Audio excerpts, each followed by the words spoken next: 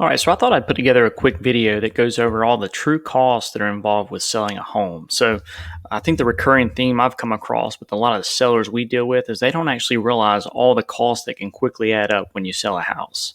So I'll just kind of jump into this. So it's just an overview of a lot of these costs, and what I'm kind of getting at here is so when you sell a home, did you know there are a number of costs that can greatly affect the net amount you actually receive? So it's kind of like your paycheck. You have your gross amount for all the hours you worked in that week, and then you have all the things like taxes and insurance and benefits and things that come out, and then you have the net that you actually receive at the end. And it's kind of the same way when you sell a property. So a lot of sellers don't understand the full extent of all these costs, and it can quickly add up. So in this video, I'm going to dive into all the costs to consider when you sell a property. So have you thought about all these costs? So there's realtor commissions, which a lot of people know. There's closing costs when you go to sell and you're using an attorney or a title company. There's holding costs. So in that time frame that you're actually getting the property ready, you decide, okay, I'm going to try to sell this house. There's that time of kind of the ramp up of trying to get it ready and do repairs and get contractors in and paint and carpet and all these things. Then there's actually the holding costs associated with just holding on to the property each month. So things like your insurance and mortgage interest and utilities and things like that can quickly add up. The next is going to be repairs. So most houses need some sort of repairs when it comes to getting it market ready for a realtor to come in and do photos and get everything staged and looking nice. So usually there's some extent of repairs that have to be done that you need to consider there. Next is actually going to be the repairs that take place after, say, you've got the contract signed with your buyer, and they do a home inspection, and then they decide, okay, based on the home inspection, the inspector found X, Y, and Z, so we're gonna request that X, Y, and Z be repaired. So those are costs you got to prepare for as well. The next couple are going to be actually contractual, usually in terms of the offer that you receive. So a lot of buyers will work in a home warranty request that the seller will foot the bill for. And then also, they may request that all the appliances be left behind, which isn't uncommon. All right, so starting with realtor commissions. All right, so when you sell a property through realtors, there's typically a 6% commission that's paid by the seller. 3% of that's going to go to the buyer's agent. 3% is going to go to the seller's agent, which is also known as a listing agent. And just as a basic example, if a $200,000 property was sold at the 6% commission, that's going to be $12,000 in commission total. So you can quickly see that's a quick hit right there. 3% is going to be $6,000 for both the buyer's and the seller's agent there. All right, so closing costs.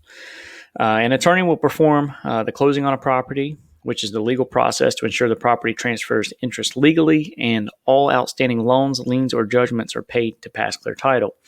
So closing costs are going to cover all the attorney's time in handling the closing and preparing all the necessary documents, as well as coordinating the payoff of all outstanding debts with the applicable third parties.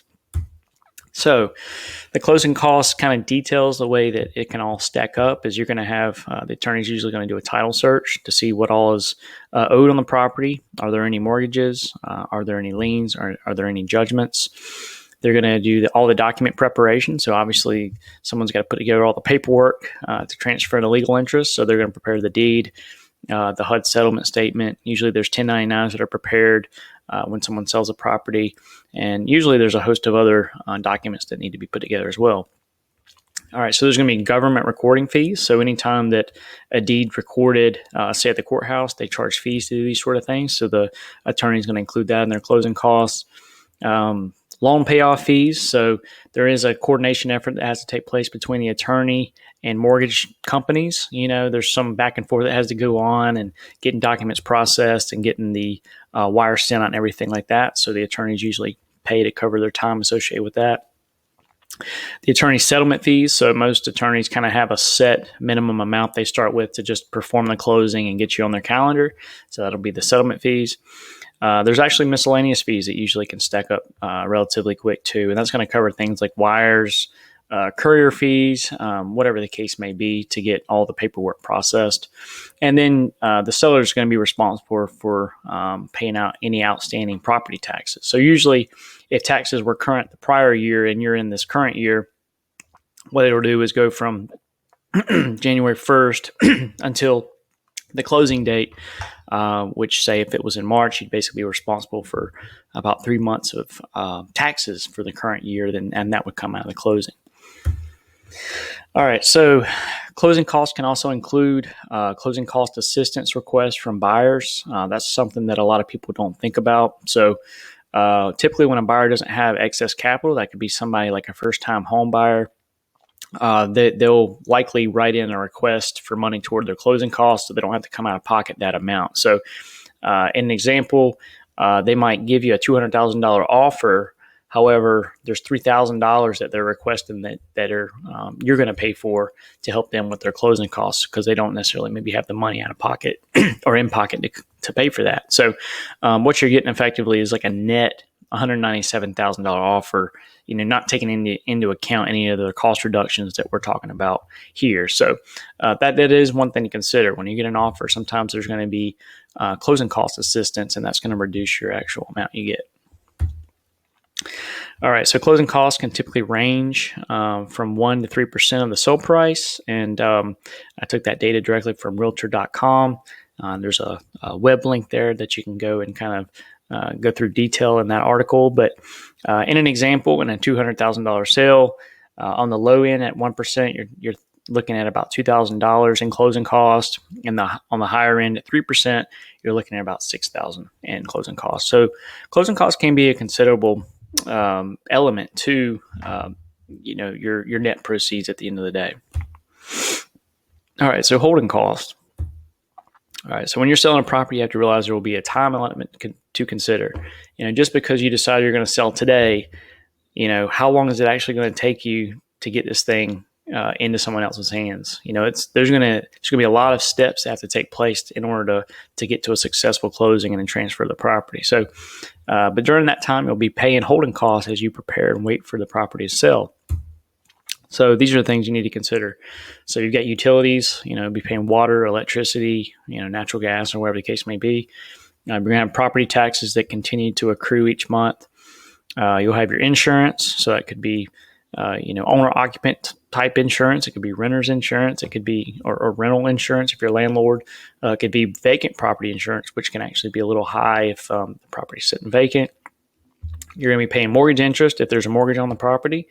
Any kind of yard maintenance. So I don't know if you have a landscaper or someone's taking care of the property, that's something to consider.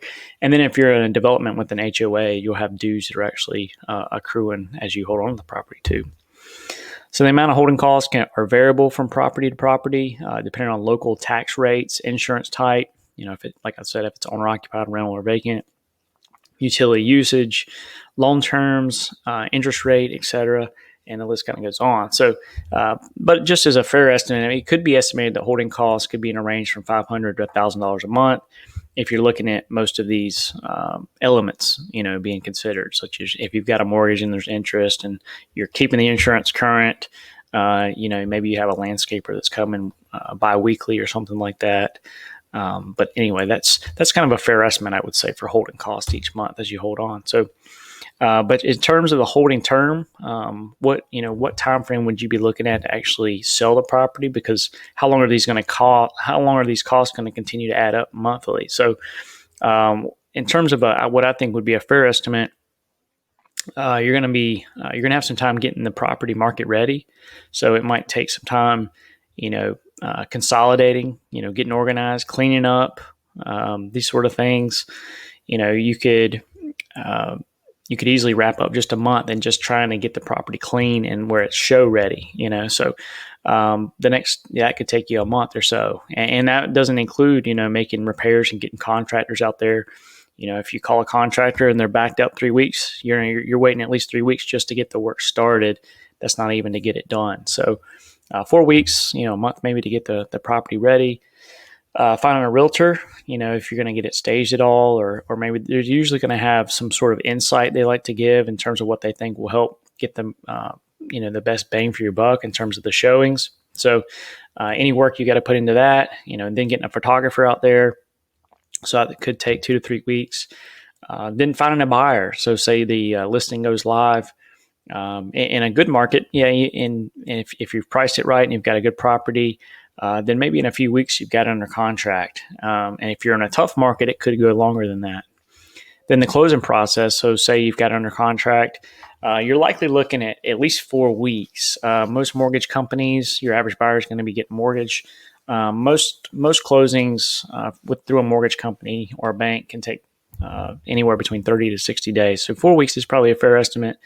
And then at the end of the day, you also have to consider any closing delays or even falling out of contract and having to start this process over with trying to find a new buyer. So you can quickly see that it can roll into, for 12 to 16 weeks in total in just trying to get a property market ready and get it listed and find your buyer and get it closed. All right, so the next cost to consider is going to be repairs, preparing to sell. So what's it going to take to get your property market ready? Just about any property I've ever come across has needed some level of work. It doesn't matter when it was built, and it just happens that way that these properties need work. So does the kitchen need to be updated? Do the bathrooms need to be updated? Does the roof need to be replaced? Is the HVAC system functioning? Are there plumbing or electrical issues? How about the crawl space? The crawl space can quickly turn into an expensive endeavor if you've got moisture issues or mold or anything like that going on. Most houses when they go to sell are going to get some new paint or maybe some new carpet, usually at a minimum, just to get things spruced up. So these are all things you need to consider in terms of what you're going to need to do to sell it. So, but repairs can be a significant out-of-pocket cost, and a lot of people may not be in a position to afford those sometimes. So, but costs can be highly variable based on the property, such as the year built, the amount of deferred maintenance over the years, the extent of big ticket items. Some of those I was just discussing, such as the roof, the HVAC, electrical, plumbing, etc. And just for basic cleanup, most houses, a realtor is probably going to recommend, let's change out the carpet and let's put in some new paint, at least to have it, a nice clean feel about it. So that could easily, run maybe $5,000, depending on, the size of the house and the extent of the work needs to be done, but just as a general ballpark. But then if you add in big ticket items, it could, these could be $5,000 items easy, such as the roof or the HVAC. Your repair costs can quickly add up. All right, so let's talk about repairs after you've actually got under contract and you have a buyer that's requesting putting in repair requests based on the home inspection. So you made all the property or made all the repairs to get the house listed, which is great. However, when you go under contract, most buyers will hire a home inspection or a home inspector to inspect the property. As a result, there's typically comes repair requests based on the findings of the home inspection report. And in my experience, no matter how much you renovate a property, there will always be repair requests. So, and I say that from the lens of I buy properties, I'll fully renovate them. I'll spend 3 to 5 months renovating them, and I'm extremely detail oriented. I try to do all I can to these properties, and no matter what, the home inspectors always find something. And at the end of the day, that's what they're paid to do. So they're always going to find something. And I don't know that I've ever sold a property that didn't have some element of repair request. No matter how much work we did, how long we worked on it, there's always something that pops up that needs to be addressed. So these calls can come in and creep up, and it's not something you always think about until you're kind of in the process. But repair requests can be highly variable. Again, it's just based on the property specifics. Just understand there will likely be more than likely repair requests as a result of the home inspection report. And even brand new houses have inspection repair requests. So I have a friend who's actually a home inspector, and he strongly urges people to do inspections on new construction. And a lot of people think it's a waste of money, but I see it all the time. He's really good at posting on social media about his findings, and I can't tell you how many things I've seen. Non-insulated, no insulation in attics, broken trusses, all these things that you wouldn't think on a new house that's gone through a formal inspection process in terms of permitting and that sort of thing that you would be having these issues, but it does happen. So even a brand new house can have inspection repair requests that take place. All right, so contractual. All right, so a lot of your buyers are actually going to request a home warranty when they buy a house, and that can be especially prevalent with older properties or those with maybe some deferred maintenance. They would kind of view that as a way to maybe minimize their risk. But most warranties are going to cost around, say, $500 for just kind of a standard home warranty. So that is something to consider when you're receiving offers and even comparing offers, that there could be a $500 deduction in there, based on if they're wanting the warranty or not. All right, so appliance requests. And this is just kind of dependent on the specific situation. In a lot of cases, appliances are left behind. But if in your mind you've kind of thought that you're taking a few of them with you and you don't read your contract word for word, or you don't go through it with your realtor, then you could, quickly kind of leave behind some money or leave some money on the table that maybe you planned on not spending or keeping in your pocket. So, anyway, quickly adds up. I've got all the kind of prices listed out there. I won't go through every single one of them, but your fridge, your range, your microwave, your dishwasher, even your washer and dryer. There's some times where buyers will want those left behind if maybe they don't have some, or maybe they've got older washer and dryer set and they don't necessarily want to lug it around, or they're just trying to get rid of their existing and move into a new one. Then that is something to consider. But the cost of appliances can quickly add up. The fridge is especially one that some people will take theirs, but you will have a lot of buyers that request to leave the fridge, especially just so they don't have to deal with the hassle of trying to move or buy a new one. All right, so I'll hit an example here. So I'm going to go to, okay, so we've got a little example here that I thought I would just run through to kind of show the extent of all these costs as they add up. And this is kind of just considering everything that I've presented. Every closing and every selling situation is going to be different, but it's really just to kind of pull it all together, what we've looked at. So I'm just put in here a list price of $200,000 for a sale. I put in a hold term for 3 months. So those are really our two main inputs here. And then as we kind of work through, we can see our Realtor Commissions that we talked about at the beginning, 3% for the buyer's agent and listing agent. So that's going to be $6,000 each. So you're at $12,000 right off the bat. Closing costs, our article from the Realtor.com or from Realtor.com that we referenced, that notated a 1 to 3% estimate for closing costs for the average closing. So we use the middle range, so that's 2%. So we're around $4,000. Then for holding costs, and this is assuming a 3-month holding term, we've got the water, electricity, natural gas, insurance, mortgage interest. And in this example, there's a mortgage on the property. We'll assume that there's been some sort of yard maintenance going on monthly, and then HOA dues, maybe that this property is in a development with an HOA. And so we can see for 3 months what these costs add up to be for your holding costs. Then for repairs, I just kind of kept this simple. Again, this is going to be highly variable. So as just a basic example, since most houses or properties could use some kind of paint or flooring, I just put in $2,500 each for preparing to sell, and then just a $500 allocation just to cover miscellaneous repairs. Then we've got repairs from a home inspection. So your buyer is requesting or putting in a repair request based on the home inspection findings. And we'll just say that maybe they found some crawl space issues or something in the attic or something like that. And we'll just put in kind of a $2,500 allocation for that. Then we've got the contractual elements. So we've got the home warranty that a lot of buyers like to put in, the offer to purchase. So it's going to be $500. And then lastly, we've got the appliance request. And just if you're considering all appliances, I know this isn't always going to be the case. You're not always going to have buyers wanting the washer, the dryer, refrigerator, and everything. But just for the sake of completeness, I guess I just kind of put everything in here. But anyway, you can see kind of all the costs that quickly add up as we work through the selling process.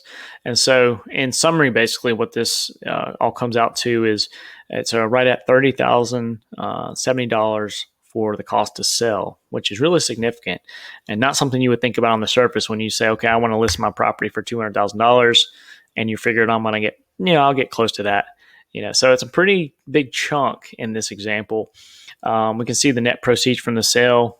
So you went from $200,000 gross down to $169,930 net. And then your cost to sell as a percent of the list price is actually about 15%. So you're getting around 85% of what you had listed it for. So that's a really significant thing to consider when you're selling a property. So, and that's really the point of this whole video, is just to show how all these costs can add up, and they can be really significant.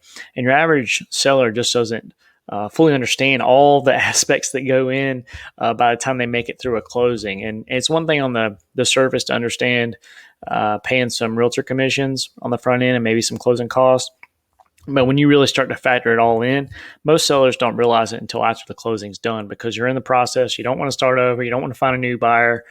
And you're kind of in the middle of it. And then when it's all over, the whirlwind's done, the dust is settled, you're like, wow, why did I only get, X amount after I sold it based on $200,000 sale price? So anyway, I just thought this would be a good way to kind of showcase what all is going on in a situation where when you're selling. All right, so just to wrap it up, after our example there, as you can see, there's a lot of real costs to consider when selling. These are true numbers that all come together. Every closing is going to be different. It's not necessarily to say that every single one of the costs that I presented in that example are all going to add up at the same time. But you do get the general idea that there are a lot to consider, and a good majority of those will come into play. But there's just so many that creep in that you don't think about on the surface, I think, especially if you haven't sold many properties in your lifetime. So in our example, the cost to sell was approximately 15% of the list price by selling with traditional methods. So I guess the question is, are you willing to, wait up to 3 to 4 months to get 85% of your list price by going the traditional route? And the service we provide is our process is that there's no repairs needed. So we buy as is. So you're not going to have those out-of-pocket costs. You're not going to be dealing with contractors. You're not going to have to deal with that schedule. If your contractors are booked out several weeks, you're not going to be waiting all that time just to get them in there to do the work. There's no commissions, so there's no realtor commissions that are involved, because we're buying direct from you and you're selling direct to us. So it's just a for sale by owner transaction with us representing ourselves. So there's no realtor commissions. There's no closing costs. So we actually buy or cover all the seller and buyer closing costs. So that's not a deduction on your end since we're paying that. We also do quick closing, so there's no waiting 30 to 60 days for mortgage approvals. So your holding costs that we talked about, they can be fairly minimal, based on how fast you want to close. You can actually take what you want, leave the rest. So, there's you don't even have to clean the house out. We've bought properties that were full of furniture, or the people just left behind what they wanted to and took the rest. So that makes it easy to minimize your schedule, and then actually minimize usually your time doing any kind of cleanup and getting the house ready. And in that case, you're not having to worry about doing all these showings and keeping the house clean and all these things. So we try to keep it simple in that way. And then on top of that, we can actually offer moving assistance as well. So a lot of our sellers really like that aspect. Your average buyer is probably not going to be willing to pay your moving costs. So we do like to factor that in as a benefit to our sellers. But lastly, I just want to say thanks for taking the time to check out this video. I hope you found it useful. There are a lot of costs to consider when selling. If you have further questions and want to discuss your property, feel free to reach out. You can contact us at our office at 704-727-6161. You can email us at info@m1propertygroup.com. And you can also fill out a web form at the website. The homepage is www.m1propertygroup.com. You can just go on there, put in your property address and your information, and we can reach out to you and kind of go from there. So again, I do appreciate you checking out the video. I hope you found it useful, and hopefully we get a chance to work together. Thanks.